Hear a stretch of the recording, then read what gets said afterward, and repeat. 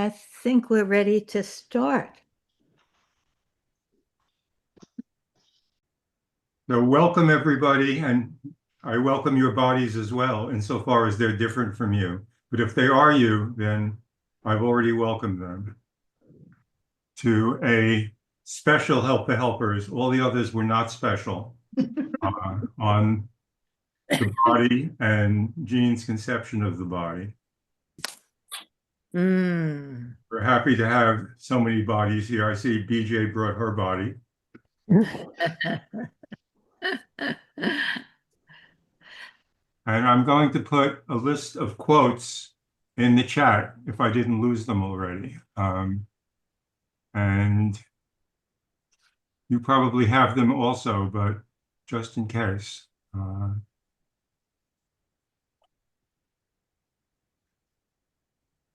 It's good to see everybody. I'm going to just do a little tiny introduction to this second session of our month of talking about the body. When we're talking about the body, we're asking, what do we want the word body to mean? But we're preparing that question by asking, what did Jean want the word body to mean? And he clearly wanted the word body to mean something different than the way we usually think about body. And this can be very, very confusing. So we had a lot of questions about that. You know, what does it mean when you say, go into your body, or what does your body say about this, or all of that kind of talk. Make a friendly place for yourself. Your body is a home. What did Jean mean by body? Which it's a very complicated question, because many different forms of therapy have taken this idea of the centrality of the body that Jean inspired, but then they're talking about more of the physical body, the body that you can touch. And Jean was talking about the physical body and the more than physical body, and that can be very confusing. So when he would say to a client is going on and on and on about how angry they are, and Jean might say, is that here right now? And half the people would say, oh yes, I feel this, blah blah blah, and I feel that. And the other half of the people would say, what are you talking about? And then Jean would dismiss that doorway into the larger process. So I want to give you a tiny snapshot, and I know that Jean would probably is probably turning over in his grave when I do this, but don't tell Jean that I did it, okay? I'm going to keep this a secret. My way of understanding Jean's philosophy is two very simple things. One thing is that Jean wanted us to understand that life is made up of processes, not of things. The processes of life make the things, but we aren't the things. Our bodies aren't things. Our diagnosis isn't a thing. And when we start thinking in terms of processes, everything changes. So if we think of, say, an animal that makes its shell, the shell is the thing that the animal made. It's not the animal, or not totally the animal. I mean, I guess what we make is us also. So that's the one thing, to think in terms of processes rather than things. And then when we think of processes, we think our bodies are not things that we own or that show us off or something. Our bodies are these amazing processes that each one is really, really different. And yet all of them, all of these processes are part of a bigger and bigger system. The other thing that I think of with Jean's philosophy is that emergence, that is such an important concept in Jean's philosophy, is that when we make something, we're also finding it. When we find it, we're also making it. And that's so important in therapy, is that when we find the right interpretation, say, or the right question, we find it. And we know it's the right one because it brings all this energy. Oh, yes, and blah, blah, blah, blah, blah. Then you know it was the right interpretation or the right question or the right thing to say. But we are finding it and we're making it at the same time. And when we understand that complex relationship between finding and making, that everything is different. So those are the two sort of anchors that I have for Jean's philosophy. So let's take a breath after that.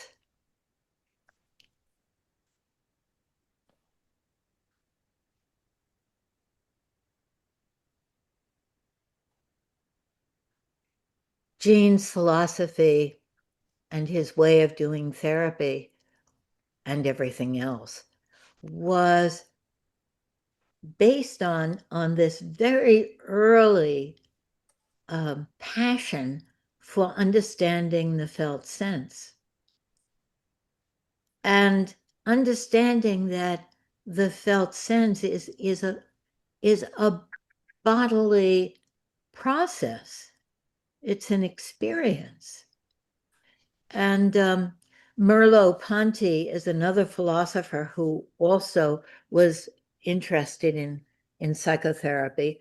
Merleau-Ponty wrote about the body and wrote about the senses, sight, smell, touch, hearing, and how the primacy of perception, he called it.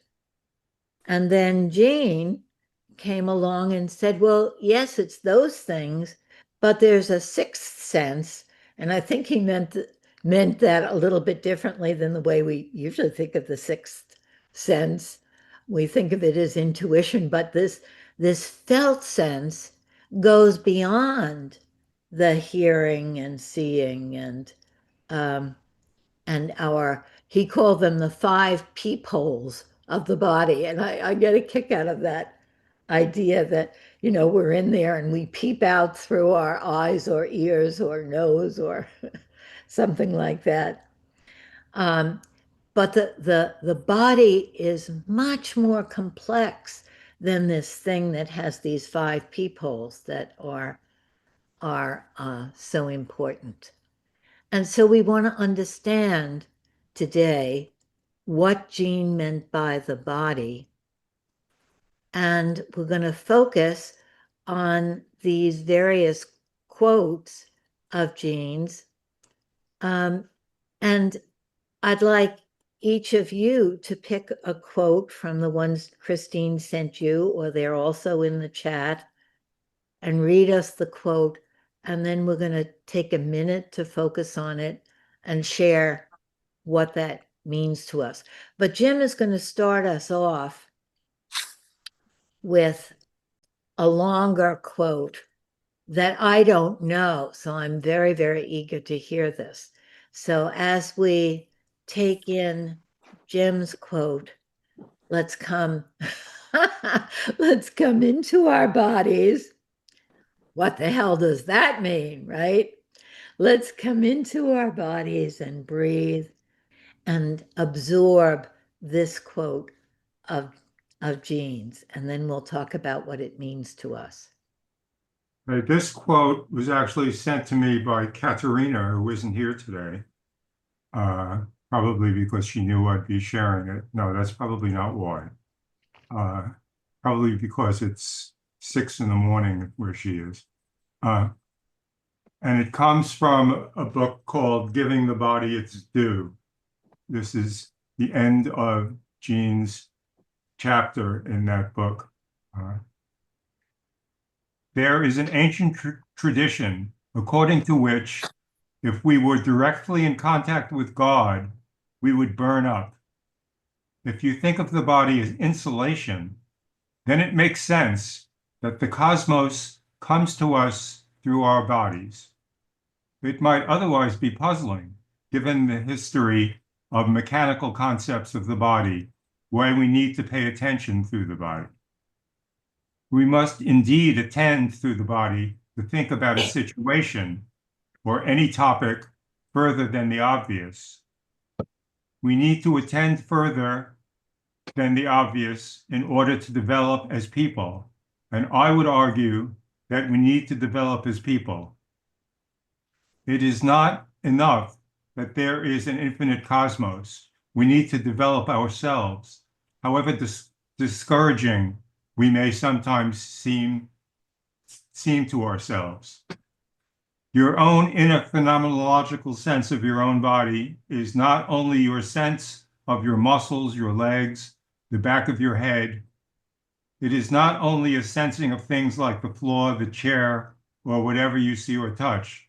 The bodily sense is also your sense of your situation, your life. For example, I am now part of your situation. You have been permitting my words to have an effect on how your body feels to you right now. Our bodies carry our situations. We carry our life with us. Our bodies can total up years of all kinds of experience, and at any moment give us something new, a new, more intricate step.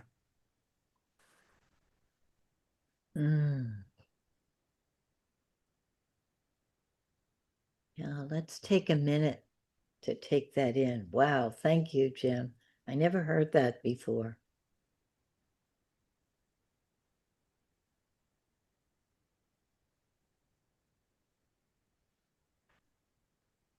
Okay, anybody? What does that bring to you? What do you get from it? What do you think of this as the idea of the body as insulation from the cosmos?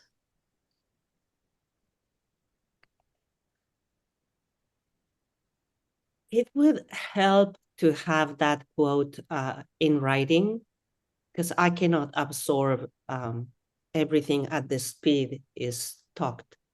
Oh, yes. Is it in the chat?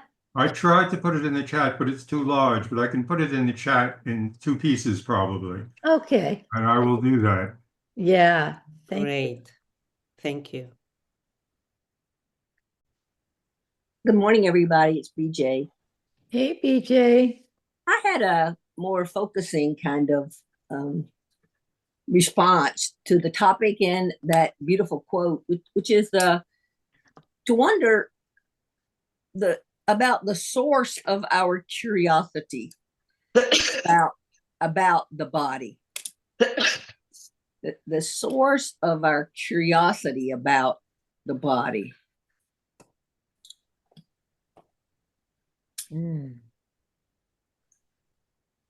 Our need to talk about the body, to think about the body in a larger sense than just the physical concerns.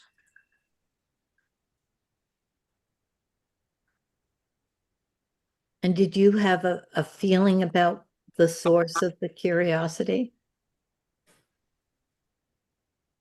Not really. I love the question. Here we are. We all came.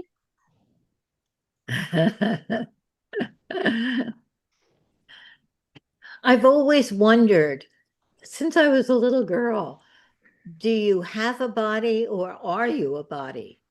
I'm somebody, but am I a body or am I Lynn that has a body?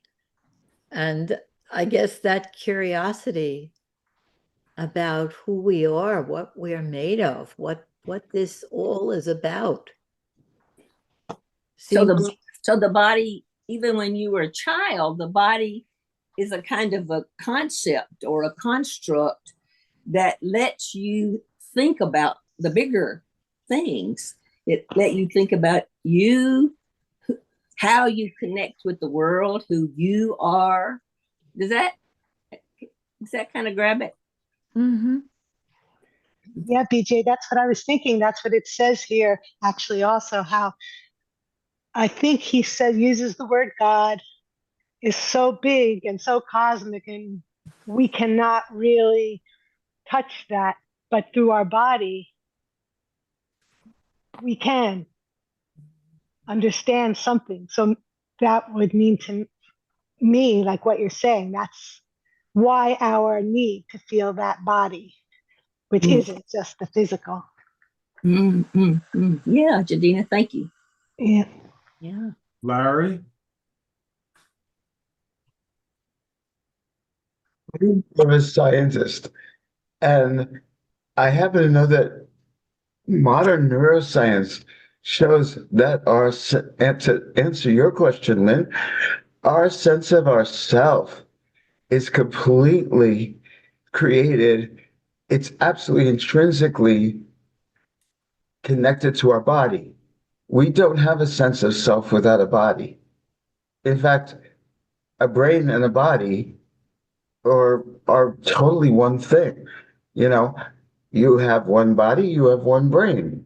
You have one brain, you have one body. The body, the body, but the body is we, our minds, our brilliant minds that we think with are a very small part of our brains. Our brains take up most of all that stuff that's going on inside our head is involved in maintaining and moving our body forward. I've discovered that Gene was decades ahead of his time. He was prescient. Modern neuroscience absolutely has borne him out completely.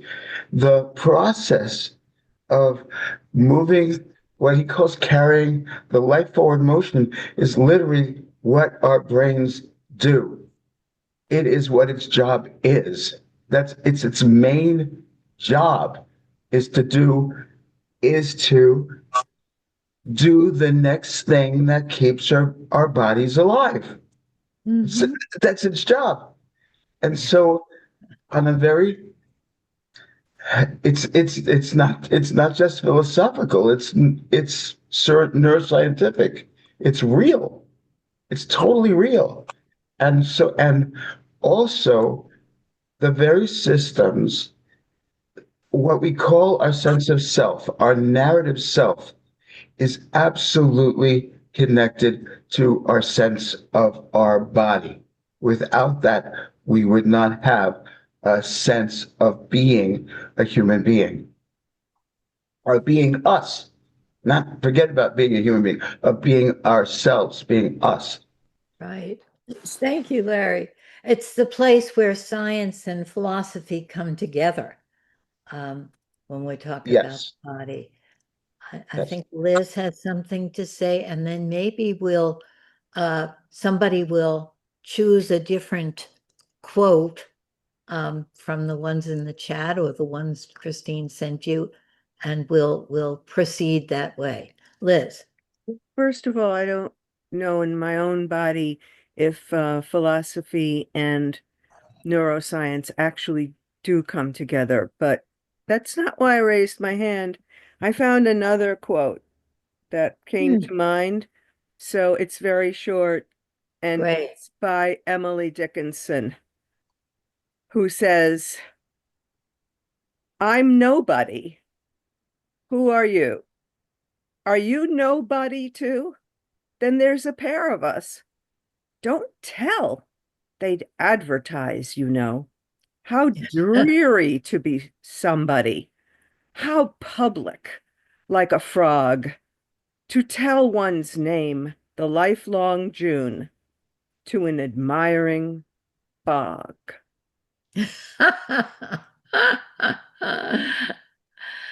Beautiful. Yes. Who is that from again? That poem? Emily That's Emily Dickinson, Dickinson's poem. No, I'm nobody. the nobody. Yes. Do we have another one of Jean's quotes that we want to focus on? Who has a quote that they would read? I'll read one. Good. Okay. It is number 6. Felt meaning is not in the head. It is a bodily sense that encompasses a situation and your being in it. So then 7, just I'll add, is similar. The body sense is always more intricate than any concept. It exceeds and underlies words. So, okay, I'll just wait and let people, feel that. Yeah. Read it one more time, Kadena, and we're going to take it in, and people could also read it. I always Okay. take it in through my peephole of the ears. Let's see, 6 and 7. Okay. Felt meaning is not in the head. It is a bodily sense that encompasses a situation and your being in it. The body sense is always more intricate than any concept. It exceeds and underlies words.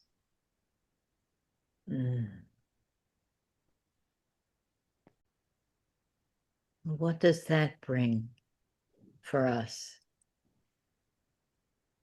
Even if it doesn't make sense to you, whatever you say is going to add to this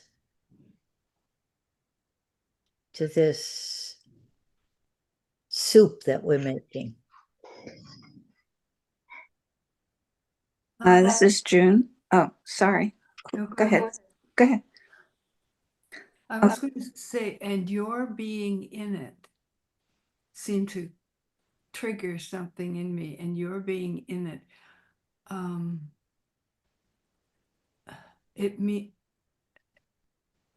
just aware that I'm more aware that I'm not aware of what my being in it means or has effect. That's all. Thanks. Oh, that's beautiful. Wow. The effect, the really taking in that your body is one with the situation and your being in it is a big part, that it will be a different situation if somebody else is in it than if you're in it. You as you.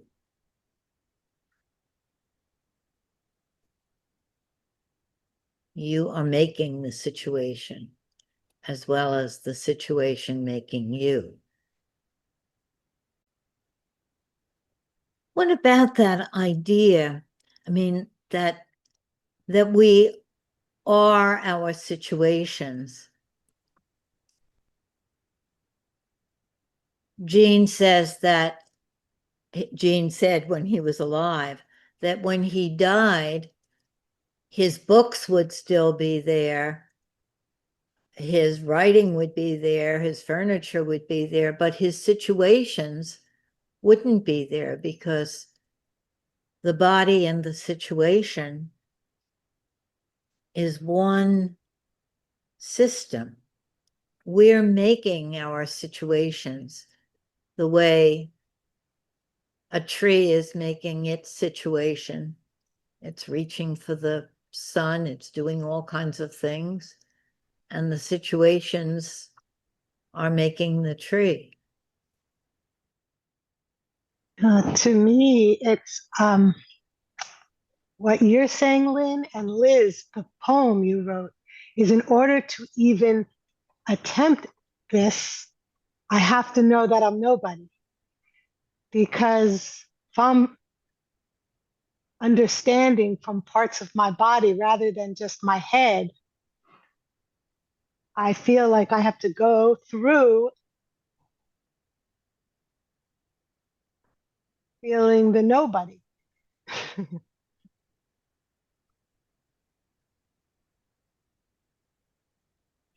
Can you say a little bit more about that, Gadina, how you go through the being nobody to Well, if let's say I'm thinking, well, this heart of mine, it's an organ, it's part of my body. What is it feeling? And it's popular these days, heart, mind, what does your heart want? The mind follows the heart, all these things. So I think I'm feeling my heart. What does my heart want? Well, I have to feel the nobody, meaning I guess you can, in some way, this is maybe really basic, but the ego. I have to let go of my head ego. Here's my heart. And actually, it's at this point of the evolutionary development, for me, for sure, I don't know about everyone, is I almost have to trust something if I go, what does my heart want? It doesn't literally say it in the same way that my head does.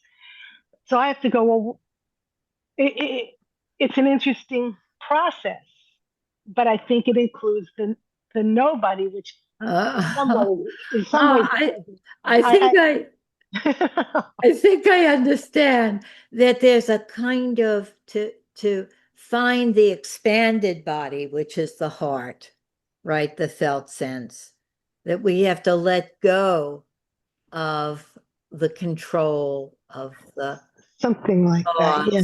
thoughts, of what we know. It's sort of like that fuzzy edge that Jean talks about. Yeah, maybe it's a new language, even. Mhm.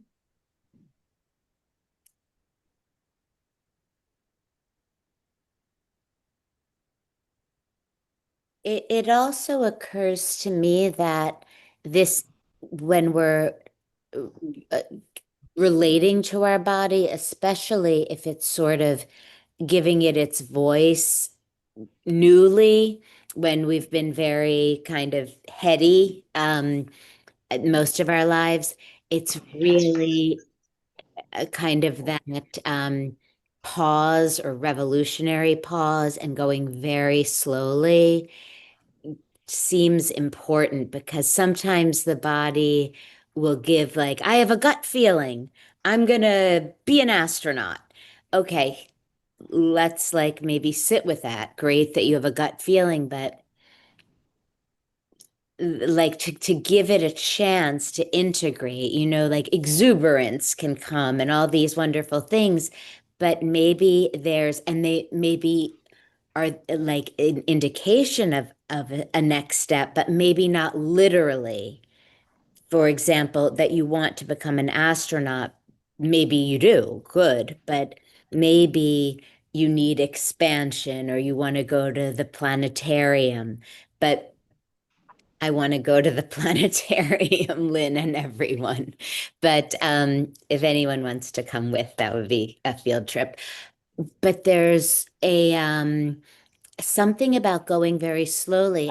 I just found yesterday trying to translate or transmute feelings that are very intricate into words.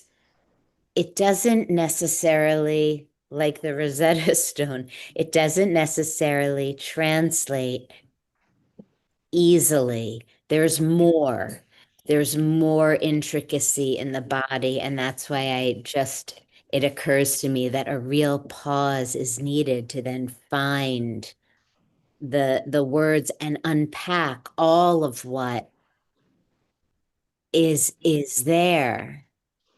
Mhm. Right. Under the thoughts or the emotions, the exuberance, that there's this much more subtle, intricate web of how your situations are living in you, how the world is living in you. Let's read my favorite quote. Since I'm not a reader, somebody will have to read it for me. It's the first one, your physical felt body. We have that in I'm the going to chat. put it in the chat again for the third time.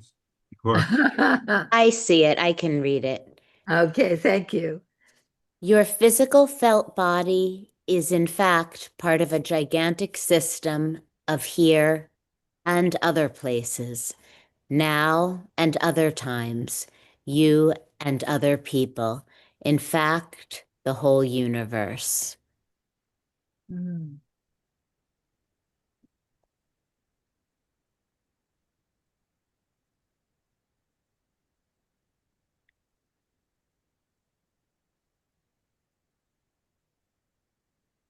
What does that mean to us, to each of us?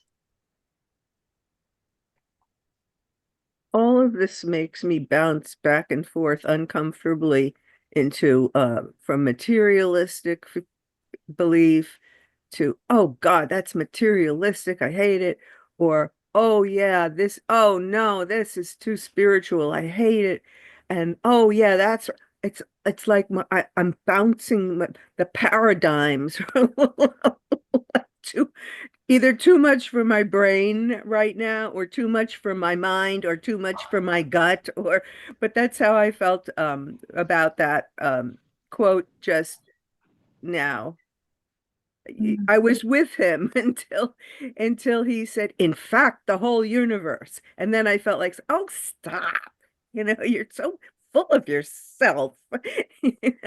And that's what keeps happening. It's too small, then it's too big. Yeah, yeah. And it is like two different paradigms, the what he calls the unit model and the process model.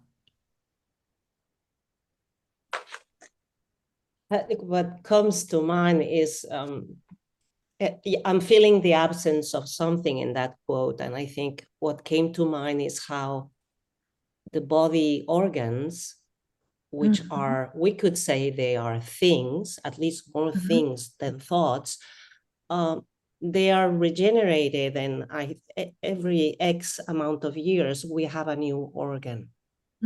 So yeah, when Gendlin talks about now and other times, that's what comes to mind, these organs and the organs before these organs. But the body itself also changes tremendously within ourselves.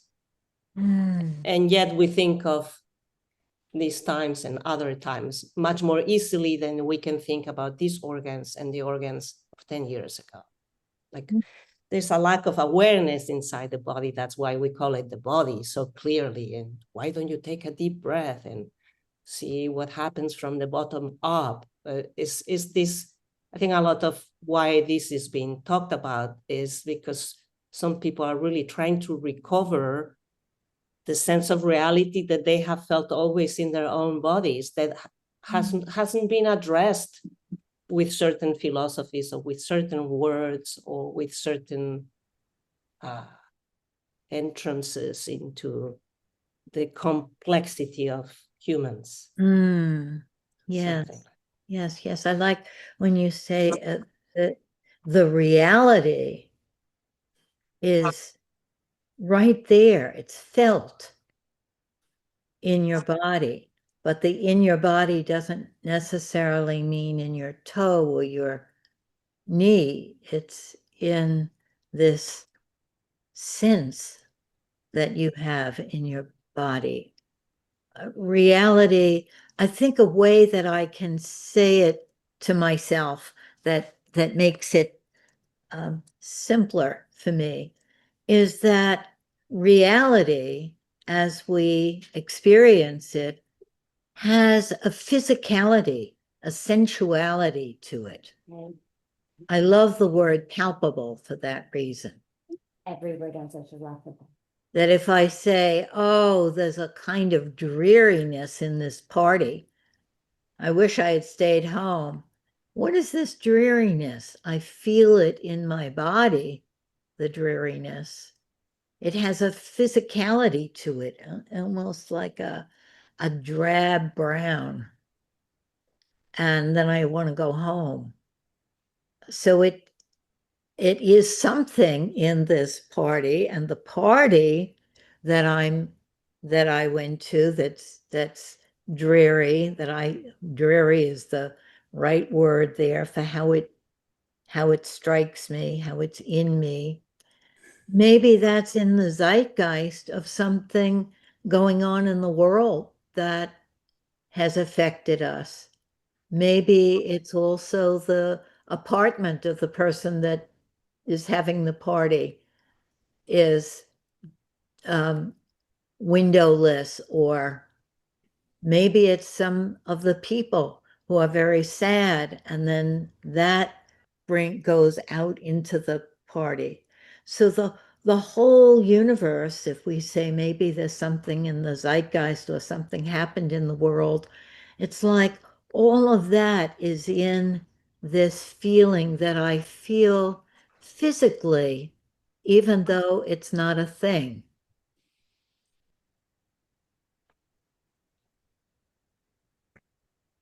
Nadia has her hand up.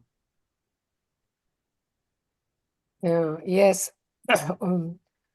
The quote brings in me another quote which has similar meaning and depth in meaning. So I would like to read it. It's a short quote. It's your sickness is from you, you don't perceive it. Your remedy is within you, you don't sense it. You presume you are a small entity, but within you is enfolded the entire universe. You are indeed the evident book by whose alphabet is hidden and becomes manifest. Therefore, you have no need to look beyond yourself. What you seek is within you if you reflect. Mm.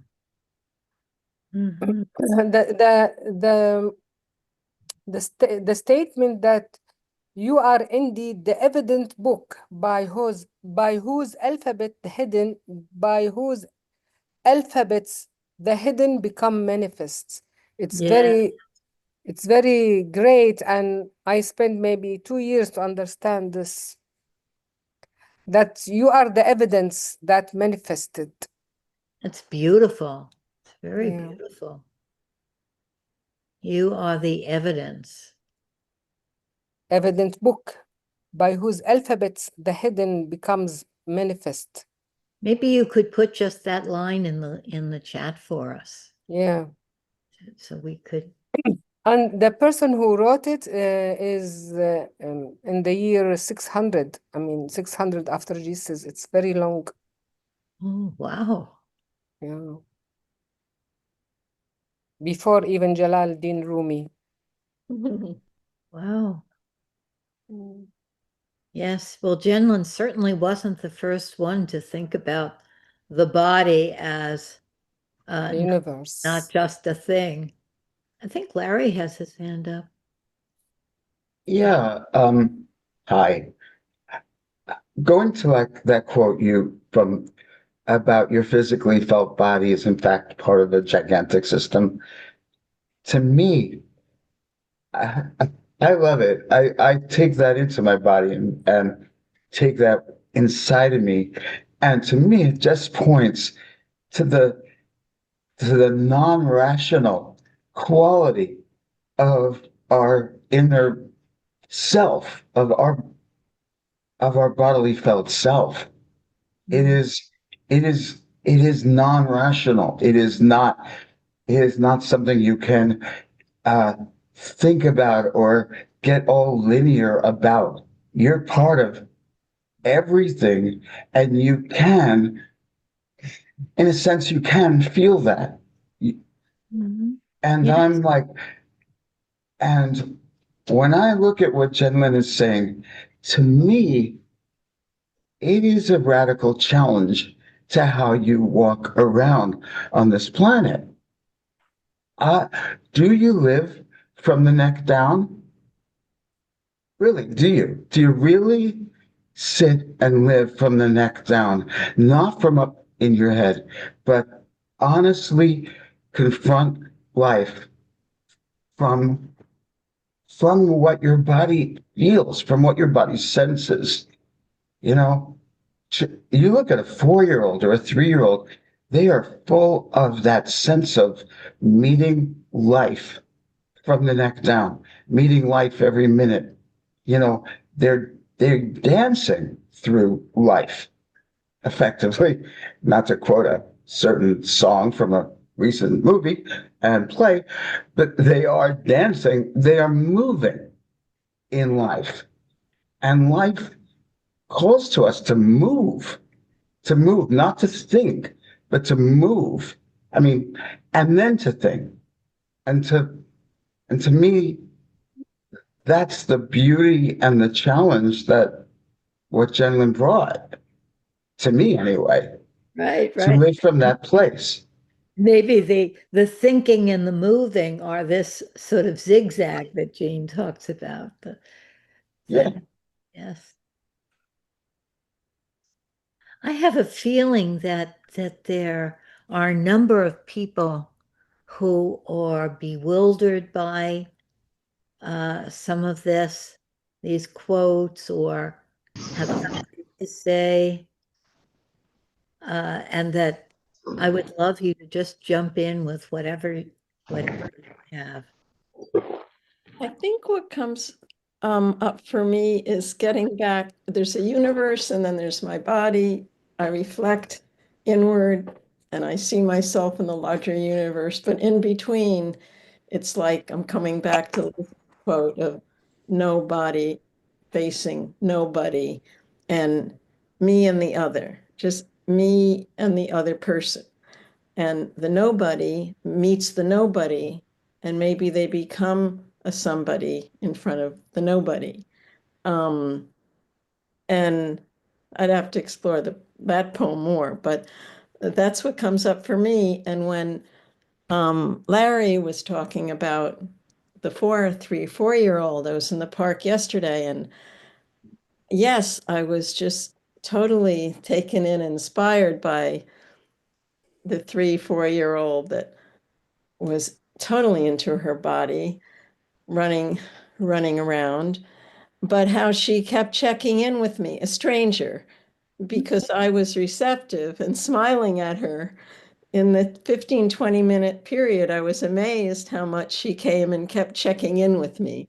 So I was like just wanting to share that sense of, yes, we can be in our bodies and in our worlds, but if we don't have the other, there's something profoundly missing.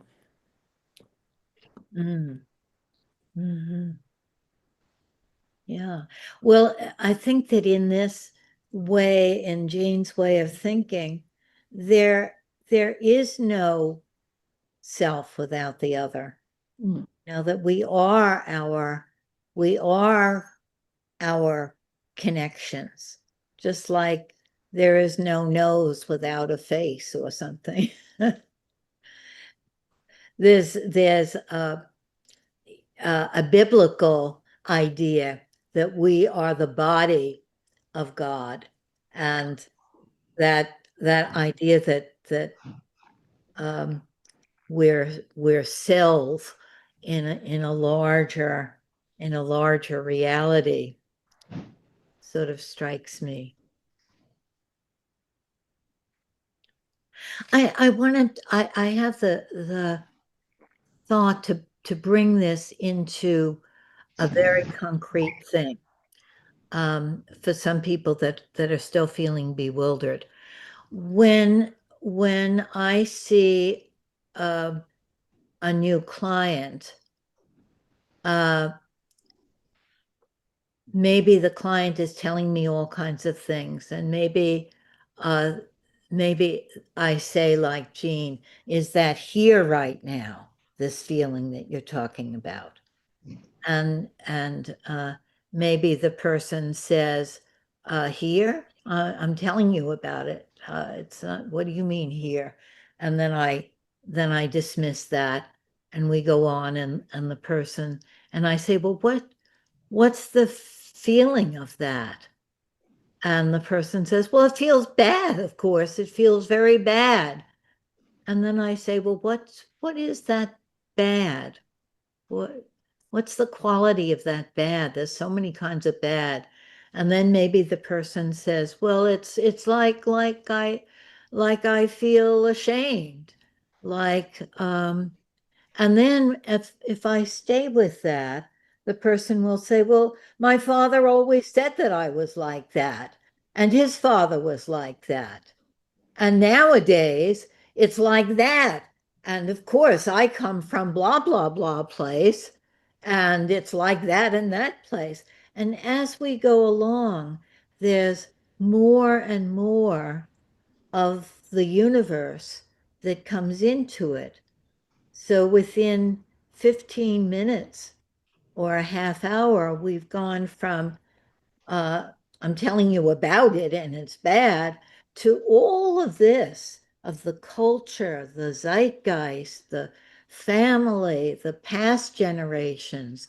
Maybe the person will bring in, well, now I know it will never happen the way I want it to happen. So the future is in it. And that's sort of describing it that way might, for some of you, be more concrete.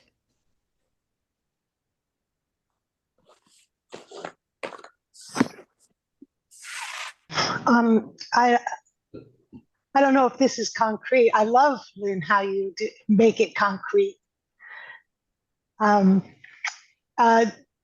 The other day, because I do the family constellations, I facilitate them, and I was working with being my father. I said, oh, let me be my father.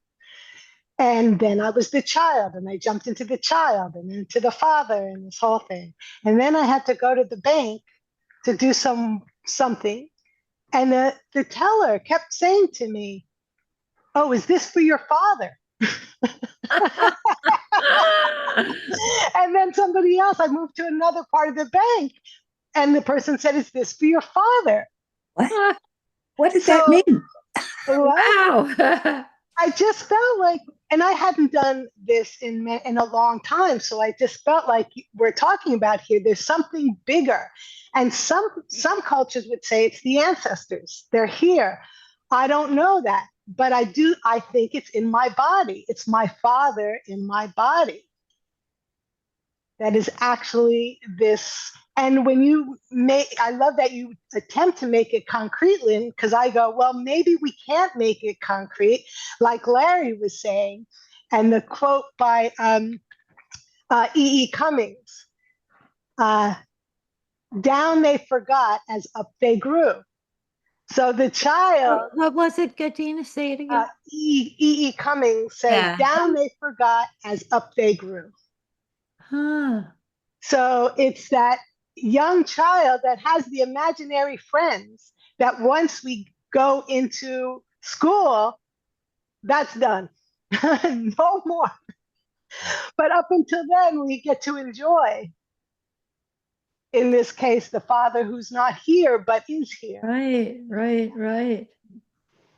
It reminds me what you're saying of Thich Nhat Hanh, who wrote that whenever he takes a shower, he looks at his body and he sees all of his ancestors in his body and thanks his ancestors for the body that he has. And my partner and I always used to think about that when we would take a shower. Are you thinking about your ancestors? We would say to each other. Oh, that's wonderful. So It's time to go into our breakout rooms. I think we should hear from Steph first since Oh, you know. thank you, thank you. Oh, thank you. You know, it's just the last three shares have reminded me of something. My grandson is 5 months old, and yesterday my daughter FaceTimed me, and the minute the FaceTime opened, he's in his little car seat, and his arms and legs are doing this as they do at 5 months, but his mind was also completely alert, and he was totally focused with his mind, and his body was moving at the same time.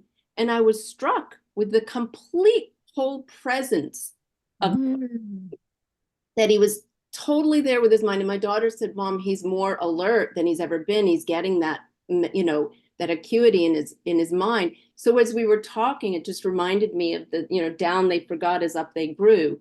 Like he was fully present. And it's just interesting. I just thought it was fascinating.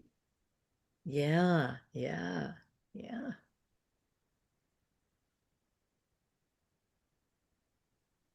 Okay, let's have just a moment of what we think of as going inside, which isn't, of course, going inside, but it's going to that still place where the universe is.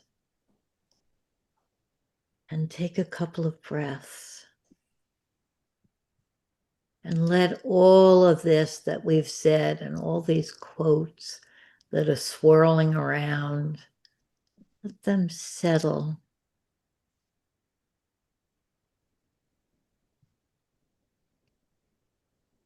What do you want the word body to mean? We're talking about what it means to Jenlin. Now let's see, what does it mean to us?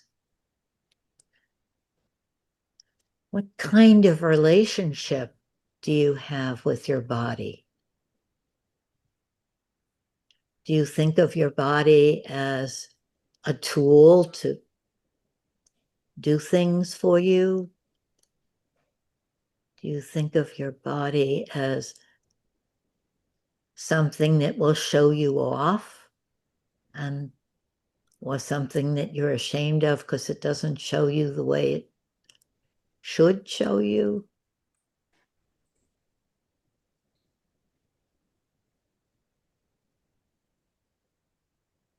Do you think of your body as a kind of problem to be solved?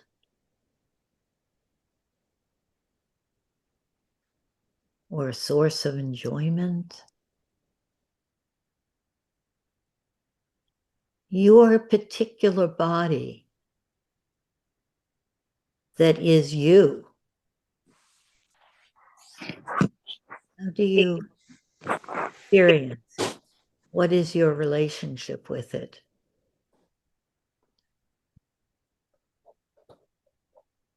What might you be able to learn from it if you expanded your relationship?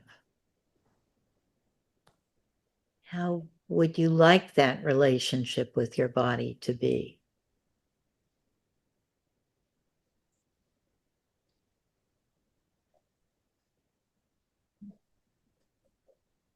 And of course, those are just some suggestions. And in your breakout room, you'll talk about whatever it is that comes to you. I think for this, we might need 20 minutes. So I'll see you at 9:35 and have a wonderful conversation in a small group. Welcome back, everybody. Thank you. So I was wondering, how can your bodies have been in that breakout room? Can your bodies electronically be moved somewhere with somebody else? Or were you there without your bodies? It's a great question. We were trying to be in our bodies. I talk about this. We talked about this in our breakout room last week. Ah. Yeah, about whether we are only the square, the boxes that transmit, or there's something in us that actually being able to communicate with the image, just like the sunflowers, just like the sardine fish, they gather together to go one direction. So they don't communicate, but there is something in there that they were very sure that we must move this direction so that we are safe. We can run from, we can, yeah, so that they can be safe. So I think there's something in us that can actually communicate even only within the boxes that is here in here. Yeah. Interaction first, maybe. Original interaction. Yeah, Yes, it depends on how you define the word interaction. It may not be just by words, right? right. We can feel each other, even though we're in very, very different places. We have a bodily feel of each other. Right. Yeah, I totally feel you, Lynn. I feel you also, He. And today we have a very wonderful discussion in our breakout room also. Yes, I'm very curious about how it was for the rest of you. You know, how was your breakout rooms, everybody? I thought really wonderful to carry some of the things forward, some of these concepts that are sort of difficult to hold. So it was helpful to kind of flesh out and to listen to people who knew more than I did or were more familiar with the concept. So I would love for, the people in my breakout group to share a little bit of how they understand the connectedness in a way of whether we are feeling connected or not, that we're sort of and is it okay if I try to say a little, or can I pass it to you who said it? And No, go on. I'm going to try, and you correct me, please, but just how in a painting, if it's a pointillism or something, there, you can just see, yes, if you look very closely, oh, this is a dot. This color isn't even a color that I would think goes in a tree or in the sun or something. And you can see very closely, there are all these different things. But in order to really appreciate the painting, you also need to see kind of the whole, and that it makes this picture of a Sunday in the park with George or something. It makes this other thing, and yet each of those tiny dots also is comprised of many other dots or other colors, and how it makes up a whole, and how we're sort of like that. Did I get that kind of, Anna? Okay. Thank you, Anne. Thank you. Yeah, we are also talking about that, Rachel, in our room. Something about the body. There is a process that we can go inward. And at the same time, there is also a process that we can go outward. It's like the within and the without. When you feel overwhelmed with something that is there within, maybe we can look outward to see what is out there, which is also which is also a place that we are part of.